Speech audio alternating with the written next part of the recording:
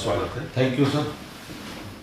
सत्ता की निगाहें जब आप सरकार में थे तो भी आपके ऊपर थी, सरकार से हट के अपनी पार्टी अपने बनाया, इस समय भी उनकी निगाहों में आप ही हैं कि आप पे नजर रखा जाए, कब आप समीकरण बदलते, क्या करते, इसके अंदेशा से क्या कहेंगे आप?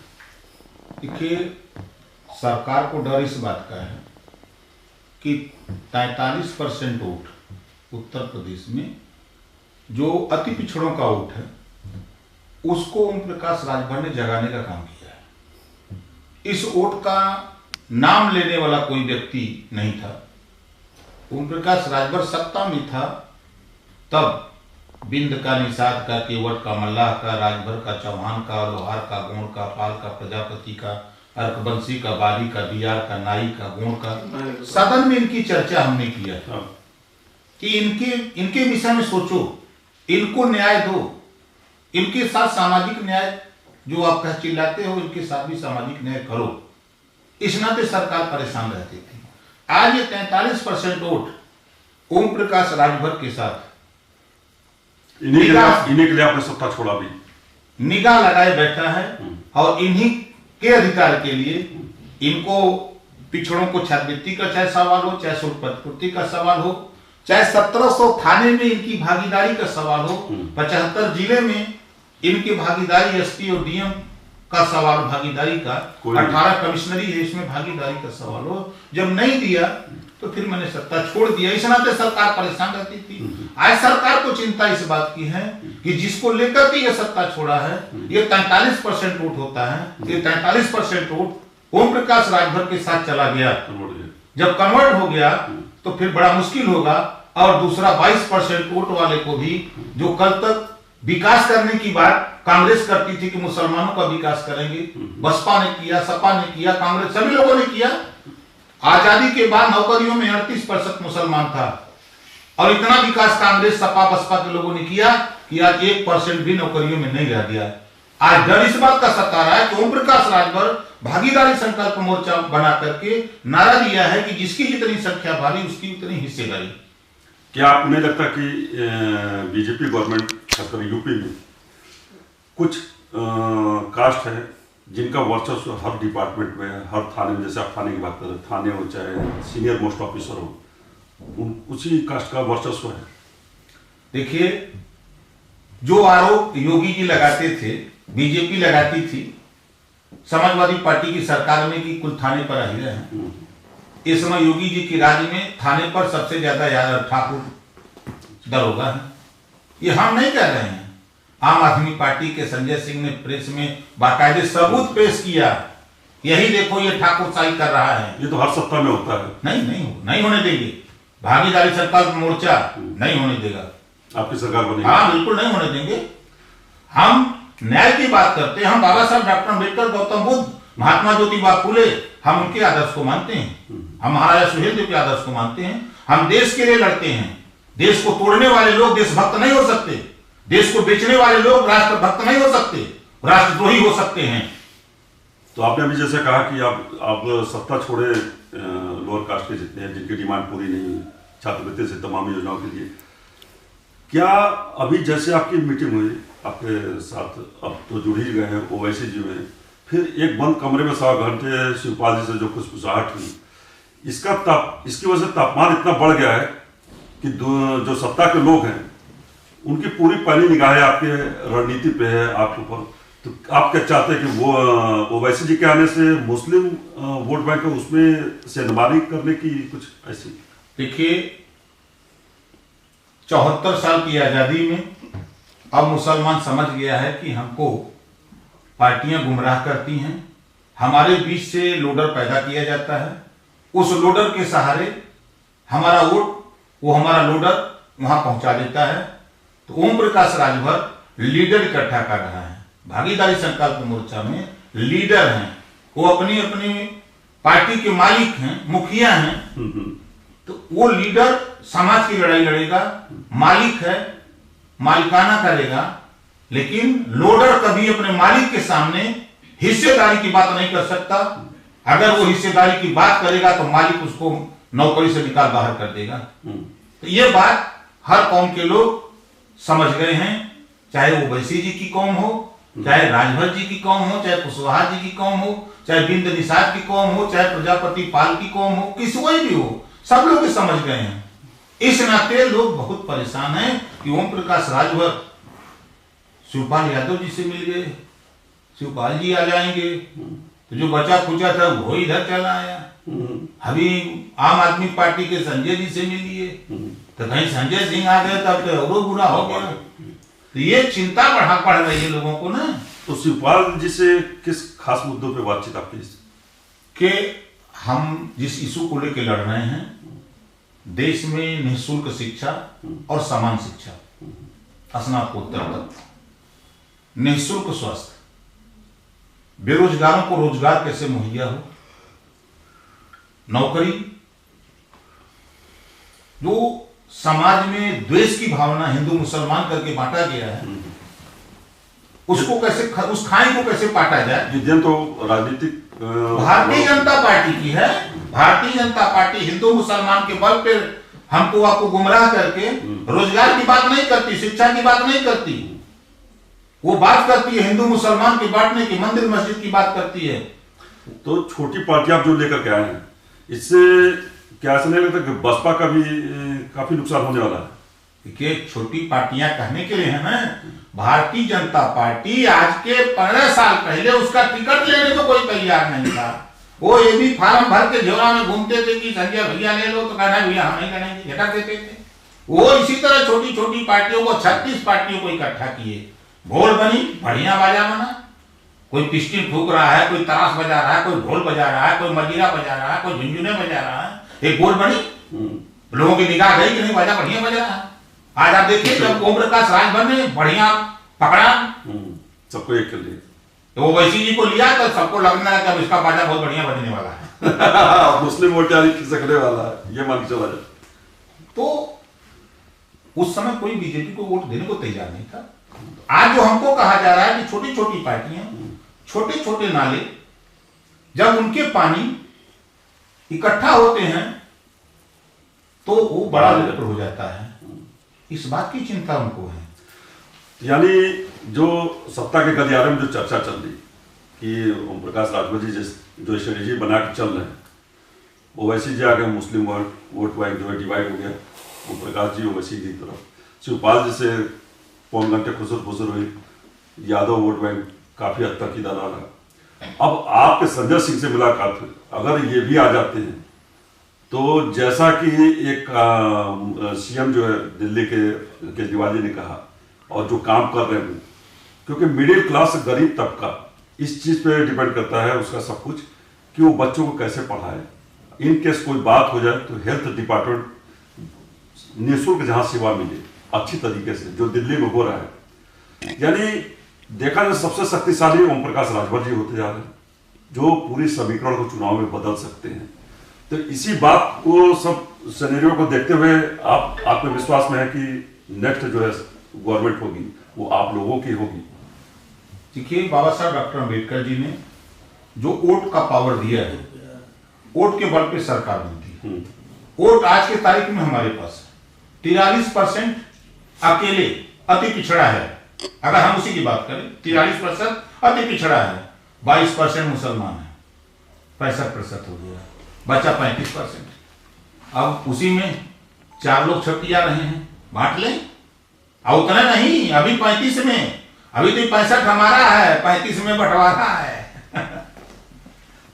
ये आत्मविश्वास ही इनका कहेंगे कि पूरे कॉन्फिडेंस के साथ ये मान चल रहे कि सरकार इन्हीं की ही बनेगी। बात में दम भी है, क्योंकि 35 में बंटवारा है तो स्वाभाविक है कि मिडिल क्लास या गरीब तबका का जो लोग जो निस्वार्थ भाव से ये मान चल रहा है कि आप ही की तरफ आएगी, तो बीजेपी के पास क्या है? देखिए, स्थिति है, पहले यह देश कृषि प्रधान देश था, आज जाति प्रधान देश है। तहसीलों में ठप्पा मार के देते हैं कि तू पंडित जी हुआ, तू श्रीवास्तव जी हुआ, राजभर जी हुआ, चौहान जी हुआ, पटेल जी हुआ, अर्कवंशी हुआ, बाली हुआ, दिया, ठप्पा मार के तहसीलदार देता है। उसी हिसाब से हमारे मोर्चे से जो ब्राह्मण लड़ेगा, हमारे मोर्चे से राजपूत लड़ेगा, हमारे मोर्चे से भूमिहार लड़ेगा, हमारे मोर्चे से यादव लड़ेगा, हमारे मोर्चे से पासी दूसा धोबी धरकार मुसहर हेरा कुजड़ा लड़ेगा, तो वो भीच के लिए आएगा ना। क्या बात है, इसी को ये पॉलिटिक्स करते हैं। खैर, तो इस सरकार में जो क्राइम का ग्राफ बढ़ता जा रहा है, लोग कहते हैं कि सत्ता पक्ष के कहना कि क्राइम हो ही नहीं रहा, बेटियां जो है उनकी अस्मत लूटी जा रही है, मर्डर उसी तरीके से बढ़ा। जो आंकड़ों की भी बात करिए तो आंकड़ा जो है पिछले अन्य राज्यों से ज्यादा यहाँ पे बताया जाता है, लेकिन गवर्नमेंट का सीधा अगर किसी से बात करो तो अपराध हो ही नहीं रहा, तो फिर अपराध क्या है? ये अपराधियों की संरक्षण वाली सरकार है, तो ये कैसे कहेंगे कि हम अपराध हो रहा है? उदाहरण बता दूं, अभी कल सीबीआई की रिपोर्ट आ गई हाथरस प्रकरण पर। हाँ। ऐसी स्थिति में हाथरस के मामले में जिस तरह सीएम और डीएम ने किया, इन दोनों को इस्तीफा देकर चले जाना चाहिए घर, अगर जरा सा भी मानवता हो। सरकार के इशारे पर डीएम काम कर रहा था, रात को 2 बजे लाश जलवाया बेटी की, सीबीआई ने साफ साफ रिपोर्ट आ गई सीबीआई की, आ गई, चार्जशीट दाखिल हो गई। वो तो सीमा कुशवाहा जो निर्भया कांड वाली वकील थी, वो इस केस को हैंडल की है, तब ये परिणाम यहाँ तक पहुंचा है। भाई कुछ भी हुआ, सीबीआई की रिपोर्ट आ गई ना, आ गई कि अपराधियों ने उसके साथ रेप किया। 4 लोगों ने रेप किया, उसकी हत्या की, ये पुष्टि हो गई। जब ये इस बात की पुष्टि हो गई, तो अब ऐसी स्थिति में सरकार को इस्तीफा दे देना चाहिए।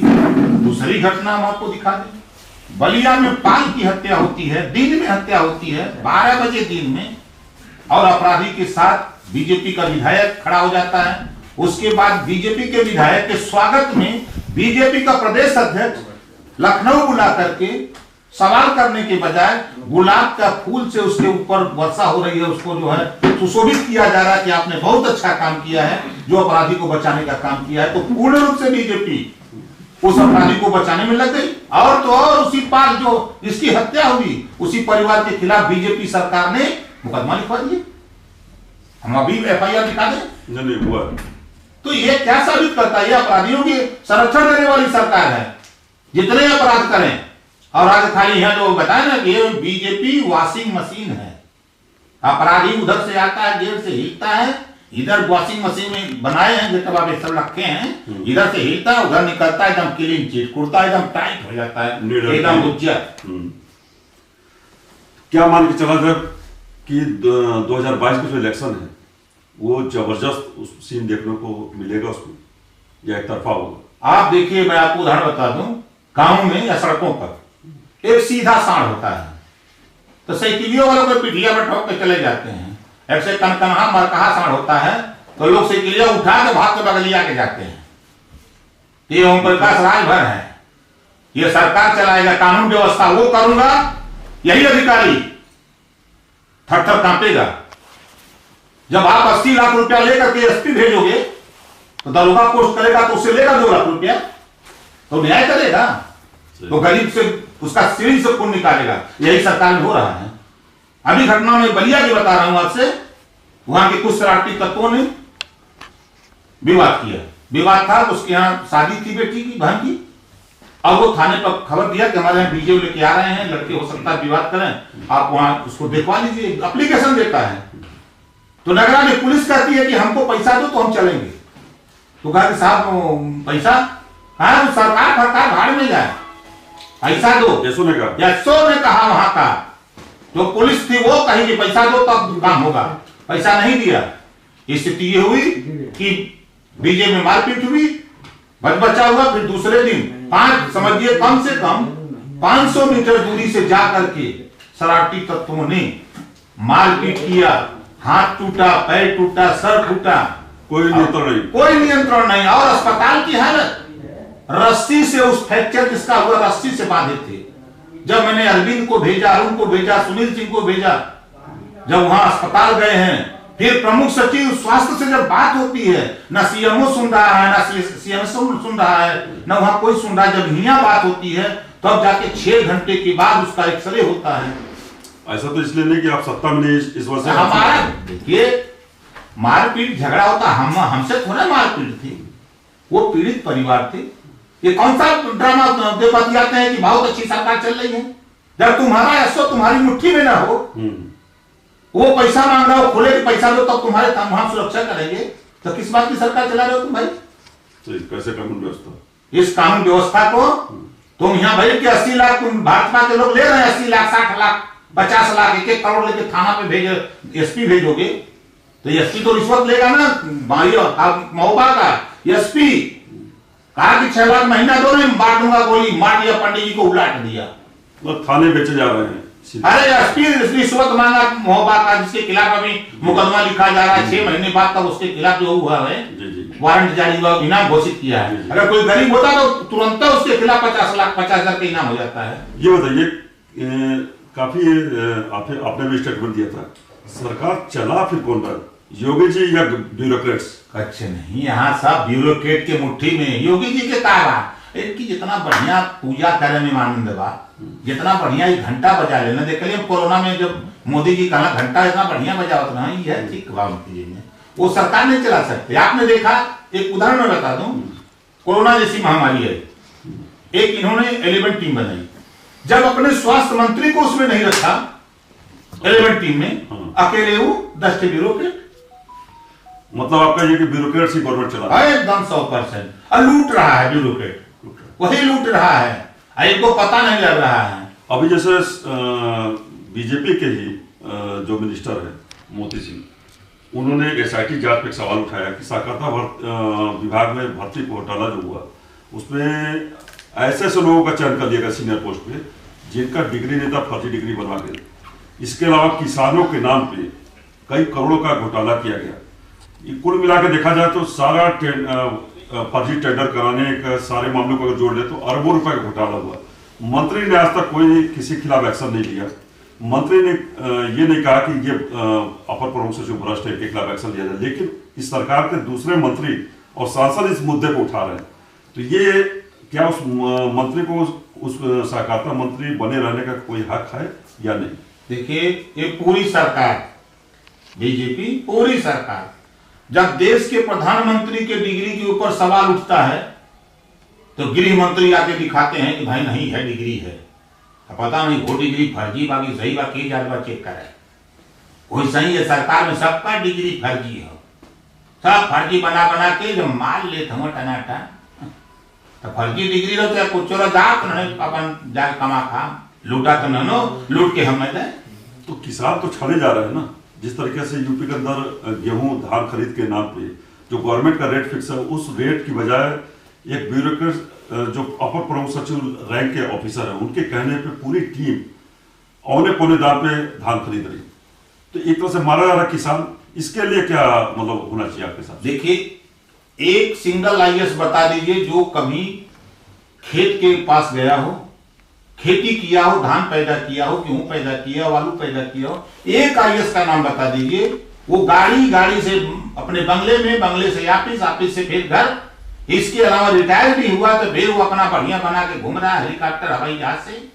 बहुत किया तो देखिए, कई IAS मैंने देखा रिटायर हुए तो चले गए बीजेपी में, लुटेरी वाली पार्टी में जाके घुस के मजा ले रहे हैं कि भाई चलो हम बना दो। अंकुश चाहिए, रोब से सरकार चलती है, रुतबा से चलती है, भय से चलती है। जब तक डरेगा नहीं अधिकारी वही कांपेगा, लेकिन फाइल बाहर खड़ा रहेगा, नहीं मिलेगा, बुला के हैं डांटे, काम कर देगा तुम। तब ने सुनी अब पी पी का नाम बकड़ी की नहीं में कर लिया तो सरकार थोड़ा चलेगी। हम तो कहे योगी से 15 दिन में पूरा 75 जिला कांपने लगेगा। क्या बोले? अरे भाई अब कुर्सी में लोग देख लो कुर्सी। क्या मान के जाए 2022 का जो इलेक्शन है उसमें आपके हिसाब से क्या सीन नजर आ रहा? अभी एकदम क्लियर हो गई है सीन। ओम प्रकाश राजभर ने 16 तारीख को सीन क्लियर कर दिया। पूरा प्रदेश ही नहीं, पूरा देश में मैसेज है, ये भूकंप हमने छोड़ा है, एक भूकंप छोड़ा है, अब पूरा हिल रहा है देश। और सबसे ज्यादा असर उसका उत्तर प्रदेश में। अभी दूसरा हम उसको बना रहे हैं, तीसरा बनाएंगे, चौथा बनाएंगे, एक ना एक बम छोड़ेंगे। वो टाइम ले आऊंगा कि 13 महीना बचा है चुनाव, 13 महीने में इन लोगों की 13 ही करके छोड़ूंगा, देख लीजिएगा। जो कि काफी पॉपुलर रहा, लेकिन अब सवालों के घेरे में है, क्योंकि यहाँ पे हाउस टैक्स 3 करोड़ से ज्यादा बकाया है। इसके अलावा जो मेडिकल के स्टूडेंट आए थे, जो डॉक्टर बनने का सपना, जो देश की सेवा करने का सपना देख रहे थे, सभी सड़क पे आ गए, क्योंकि किसी को कोई डिग्री नहीं मिली, और उनके परिवार के लोग भी हाशिए पे हैं। इसमें क्या करना चाहिए? गवर्नमेंट तो हाथ पे हाथ धरे बैठी है, तो इस पर हम बात करते हैं सुभाषपा के मुखिया ओम प्रकाश राजभर जी से। ओम प्रकाश जी, ये पत्र आपके सामने है, इसमें हाउस टैक्स 3 करोड़ से ऊपर है, जबकि एक आम आदमी के घर पे अगर थोड़ा बहुत भी हाउस टैक्स बाकी होता है तो उसके घर पे धावा बोलते हैं हाउस टैक्स वाले, किसी से जमा करो। इन पे मेहरबानी क्यों, इनको क्यों छोड़ा गया? देखिए, ये सरकार अपराधियों को बचाने वाली सरकार है, भ्रष्टाचार में लिप्त सरकार है। कोई विभाग, 95 विभाग है, हर विभाग में भ्रष्टाचार है जी। और भ्रष्टाचारी इस नाते खुश है, उसके खिलाफ कार्रवाई नहीं हो रही है। कार्रवाई क्यों नहीं होती है? जब 3000 करोड़ रुपया उसके खिलाफ, मान लीजिए 3000 करोड़ रुपया उसके आ गया, तो क्या करते हैं सब? लाख 1 करोड़ या 50 लाख दे दिया, अच्छा, पार्टी फंड में दे दिया, तो उसका क्लीन चिट हो गया। इधर से हिला दिया वॉशिंग मशीन में, उधर से निकाल दिया, वो क्लियर हो गया। आप तो घूमते रहिए, कहाँ जाएंगे? भैंस के आगे बिन बजाओ, भैंस करे पाको। ये सरकार जब ले लिया माल, तो अब चिल्लाते रहो, फाइल तो उसी की जानी है। यानी सक्सेना कॉलेज के ऊपर भी भाई, सक्सेना कॉलेज के ऊपर भी वही लागू होता है। देश में इस तरह के आपने कई मामले उठाए, आपने ऐसा नहीं, इसी मामला, कई मामला में देख रहा हूं। आप भ्रष्टाचार को लेकर के आप बहुत मुखर रहते हैं कि भाई यहाँ बच्चों का सवाल है, इसमें स्वास्थ्य में बच्चों का सवाल है। और जैसा कि आपने बताया ना कि अगर ये चीज कोई गरीब, कमजोर, अगर उसके ऊपर बिजली का बिल भी बाकी हो तो सरकार धावा बोल देती है, गाड़ी घोड़ा पोर्ट लेके चले जाती है, नौटंकी हो जाती है। लेकिन यहाँ जब आपने देखा 50 बड़े उद्योगपति गुजरातियों का देश के प्रधानमंत्री ने 6 करोड़ 66 लाख रुपया माफ कर दिया। देश का पैसा लिया था वो जी, माफ क्यों किया? पार्टी फंड में कुछ दे दिया, 150 करोड़ दे दिया होगा पार्टी फंड में। यानी पार्टी फंड में आप दान दीजिए, मस्त रहिए, खूब लूटिए, कोई दिक्कत नहीं। आप देखते हैं जो दरोगा सस्पेंड होता है ना, दरोगा यहाँ से सस्पेंड हुआ, फिर उसके बाद अपने कप्तान को जाकर के वो सलामी ठोक दिया, उसके बाद वो सस्पेंड होता है इस थाने पर, तो यहाँ से 20 किलोमीटर दूरी वाले थाने में भेज देते हैं। क्या जाता हूँ जी हाँ, यही हो रहा है, यही कर रहा है। ये जो मेडिकल में मिशन बच्चे लिए, डॉक्टर बन के देश की सेवा, मरीजों की सेवा का सपना लेकर के, उसमें कई ऐसे मिडिल क्लास है जो लोन लेकर के अपने बच्चे की का एक मोटा रकम जो डिमांड किया गया वो इस सक्सेना कॉलेज में जमा किया गया। डिग्री नहीं मिले, सारे सड़क पे आ गए। क्या करना चाहिए, क्या होना चाहिए इनके खिलाफ?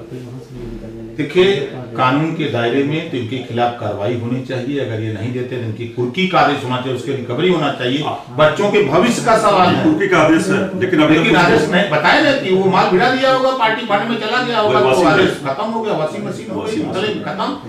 अच्छा, ये मालूम चला कि लगभग 100 के आसपास कंप्लेन आया मुख्यमंत्री के पोर्टल को कि ये बच्चों ने किया, उनके पेरेंट्स ने किया, लेकिन एक का सिर्फ अभी ठाकुरगंज थाने में FIR की प्रक्रिया हुई, बाकी सब वही पड़ा है। ऐसा क्यों? देखिए, FIR सरकार की बड़ी अच्छी पॉलिसी है कि दबाव बने तो FIR कर लो और उसके बाद चार्जशीट लगा दो कि क्लीन चिट है। लेकिन सभी का FIR नहीं हुआ, मत हो, सबका भी हो जाएगा ना, तो क्लीन चिट वहां चार्जशीट आ जाएगी कि ये सब बरी हो गए, कोई आरोप नहीं बनता है, दरोगा रिपोर्ट लगा देगा। मैं घटना बता दूं, बलिया में नहीं, आपके घटना है, बलिया की घटना है। रात को अपराधी चढ़ के मार करते हैं, 2 लड़की को उसका निर्वस्त्र कर देते हैं, बड़ी छीछालेदर करते हैं। मंत्री थाने पर फोन करता, खबरदार कार्रवाई नहीं होनी चाहिए। सरकार के मंत्री ने फोन किया, खबरदार कार्रवाई नहीं होनी चाहिए। फिर हमारे यहाँ 4 बजे फोन आता है भोर में, हम लोग थाने पे घेरे हैं और दरोगा मार के भगा रहे हैं कि नहीं नहीं गलत, तुम लोग यहाँ आए हो। फिर जब मैंने DGP ADG से बात किया, DG से बात किया, वहां IG से बात किया, DG से बात करने पर तब मुकदमा लिखा जाता है, गिरफ्तारी होती है और शाम को रिपोर्ट चार्जशीट लग गई। ये निर्दोष हैं, सवेरे जमानत करा के चले गए घर। सब शर्मनाक, ये चीजें हैं सरकार में। आप किससे कहां उम्मीद करें, किससे? यहाँ चाहे लाश पे राजनीति, गुजरात मॉडल है ना। गुजरात में क्या हुआ? गुजरात में दंगे में मारे गए, क्या हुआ? गुजरात मॉडल ना। गुजरात मॉडल का मतलब दंगा हिंदू मुसलमान में करो, झगड़ा पिछड़ा में लड़ाओ, इनको मंदिर मस्जिद के झगड़े में झोंको, ये सब चलता यही गुजरात मॉडल है। हम तो यही चाहते हैं कि दिल्ली मॉडल कराना चाहते हैं। गुजरात मॉडल बनाम दिल्ली मॉडल जल्दी भी आ रहे हैं, आपके सामने पेश करूंगा।